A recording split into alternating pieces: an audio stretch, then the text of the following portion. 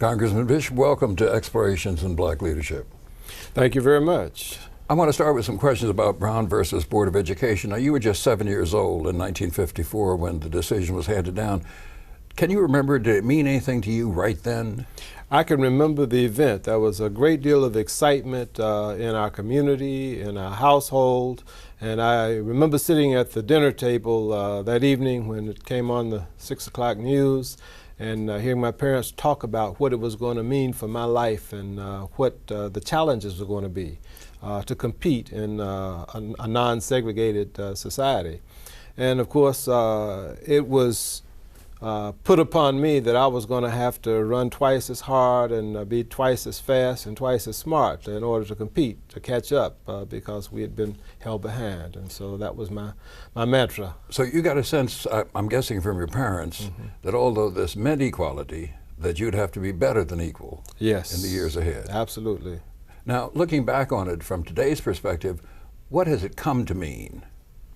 Well, it has come to mean opportunity, at least on paper. The opportunity to compete, the opportunity to participate. And of course, as I later came to understand as an attorney, it was the foundation of equality through the 14th Amendment. And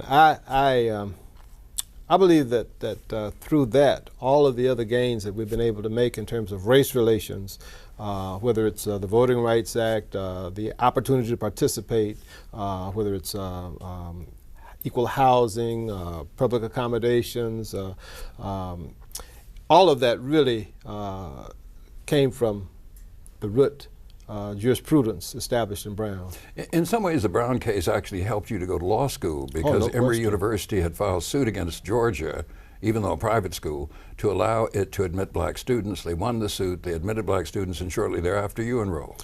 Yes, that is correct. And of course, Thurgood Marshall, who was the attorney in Brown, one of the attorneys in Brown, was head of the Legal Defense Fund, the NAACP Legal Defense and Educational Fund, and one of the arms of that was the Lehman Foundation and the Earl Warren Training Program, in which I participated, both in law school to assist those African Americans who were able to take advantage of desegregation of the Southern law schools in terms of scholarship help, and then postgraduate when I got to participate as an Earl Warren Fellow doing an internship in civil rights litigation. And then further after that, you settled in Columbus, Georgia. Yes. Because the fellowship required that you go to a place where there are few black lawyers, unlike Atlanta, say, and you participated in a landmark case in Texas that had its roots in Brown. Yes, actually, I got involved in that case while I was in New York. Oh, okay, with the in 1971, right after I got out of school. In 1966, a group of Texas teachers who were in Sweeney, Texas, the Sweeney Independent School District, when that district desegregated, they had 2 of everything, and so they decided that 2 was too many, and they needed to consolidate. And they discharged 75% of the black teachers and retained all of the white teachers. And of course, the black teachers filed suit in the federal district court. The federal judge tried it improperly before a jury, and of course he vowed that, quote, those niggers would never teach any white students as long as he was the judge. And of course, the jury ruled against them.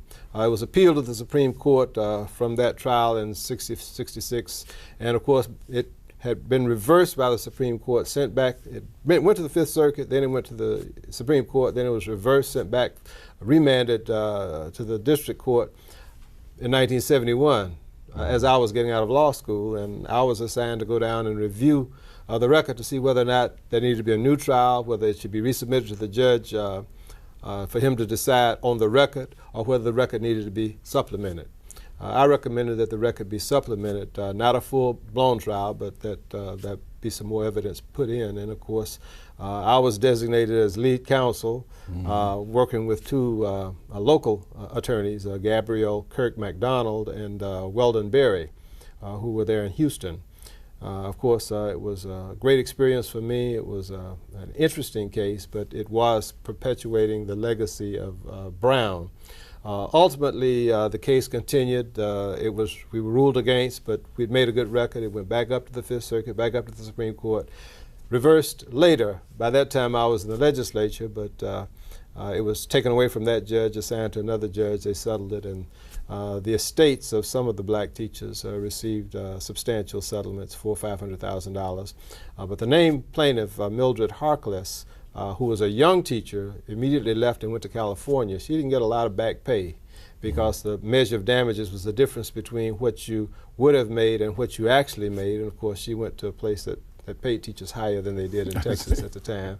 But it was an interesting experience for me. I would guess so. So in a way, Brown has impacted you all throughout your life, from the time of the decision in '54 when you were 7 till the time you graduate from law, you get into law school, you graduate from law school, and you become an actual lawyer. Absolutely. And of course, the jurisprudence established by Brown has, of course, affected my legal career in terms of the cases in civil rights. And of course, it has obviously affected my life in its entirety.